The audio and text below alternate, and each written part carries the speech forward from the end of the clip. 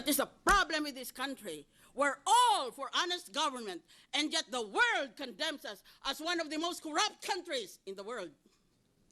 That's why it is difficult to win in any international election, in any international campaign, because the Philippines, among others, has a reputation of being a corrupt country. Isip ng iba, kung corrupt ang bayan na yan, walang matinong lalabas dyan. Walang matinong ibubunga yan.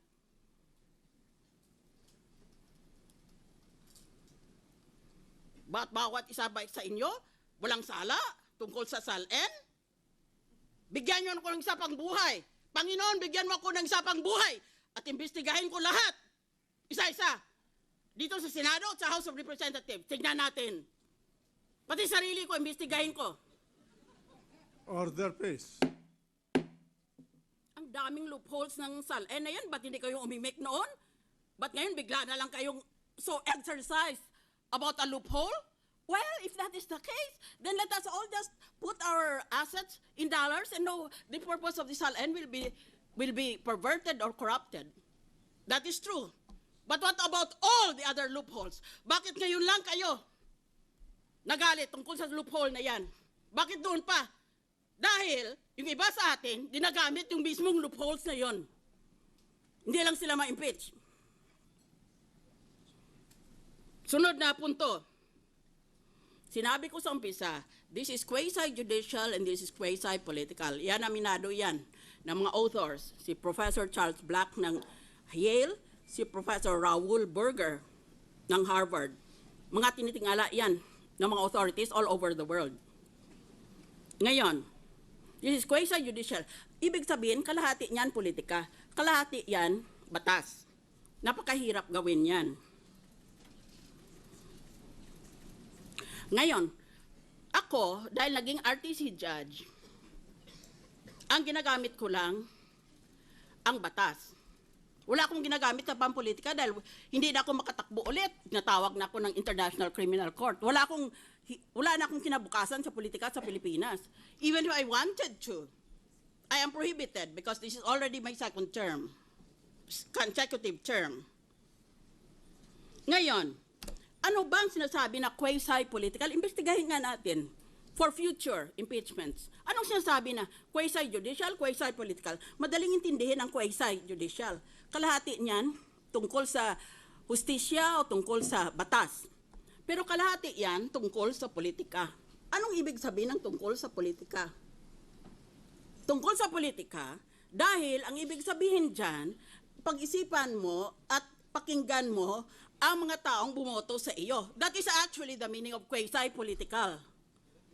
Because the people might disagree with what the law says. Yun ang pakikinggan mo.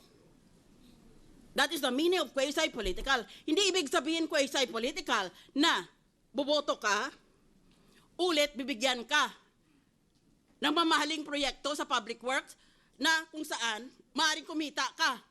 Alam naman natin yan. Kung magkano ang halaga ng public works mo, 10% punta sa iyo kung gusto mo. Hindi iyon ang ibig sabihin na politika.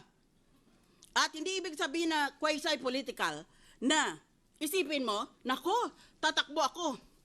Either for re-election or for another position, or I need some position in government for my kalyado ko, who I will use as my dummy. That is not the meaning of quasi-political. May I request the lady to wind up this? I thought that I was unlimited. I prepared a 2-minute paper, but I will obey the injunction. Tsaka, isang punto. Nang nagtapos magpresenta ng ebidensyang prosecution, naglabas ng mga survey ng mga tao gusto pala na guilty ang Chief Justice. Ngayon natapos ang depensa, saan na yun ang mga survey? Wala. At huli sa lahat at pinakamalaga, anong magiging, hindi lang importante kung anong magiging desisyon natin ngayong hapon, anong magiging katuparan, anong susunod sa ating desisyon. Ulit ba mananalo tayo sa botohan? Panalo na tayo sa masa na nakakarami sa ating bansa. And we follow the rule of the majority. Sa kabataan sa pamantasan, dahil they're an educated constituency, sa kaysaysayan ng ating bansa. This will go down in history. Nagtrabaho ako abroad. Nagka-cancer ang tatay ko. Bumalik ako. Sabi ng tatay ko, mag-resign ka nga dyan sa trabaho mong yan. Wala kang silbi sa bayan mo. Magsilbi ka sa sarili mong kababayan.